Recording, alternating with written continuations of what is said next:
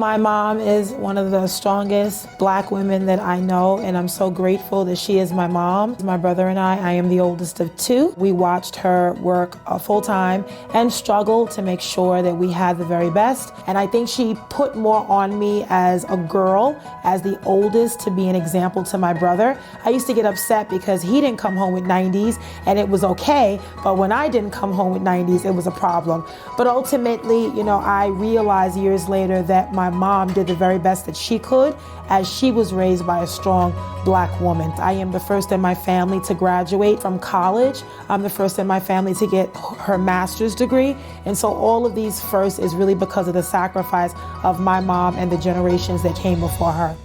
My political mentor and mother in Aurelia Green transitioned in May of 2021 and didn't physically see my election, but I know spiritually she saw it, and I know she's very proud of me. But it was a surreal moment coming into the building, into the space where she spent so much of her time. So it was emotional and it was tough because I miss her. I miss talking to her. Sometimes, we doubt ourselves, and I didn't think I was a strong candidate. I didn't think that I could rise to the level of being an elected official, but she believed in me and she trusted me. For many generations, the Bronx has always been led by a male, a white man and then a Latino man. We solidified something that a lot of people never thought that we would ever do. I realized that my victory is the victory of my ancestors, because they sacrificed so that I could be here. I am their wildest dreams. I am their hopes. I am all of their aspirations.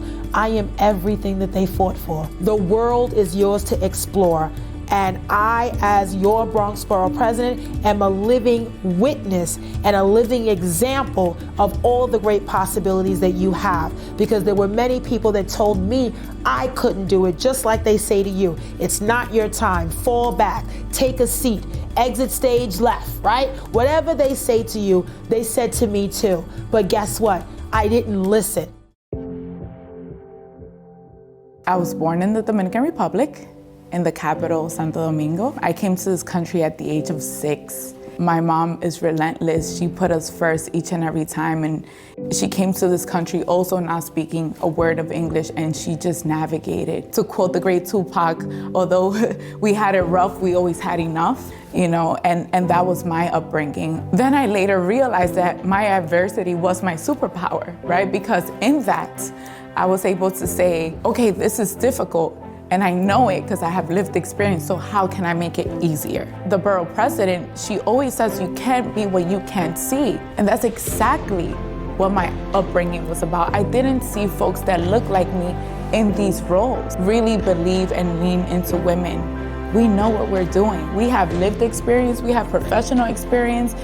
When you support a woman, you're supporting a family. When you support a family, you're supporting a community.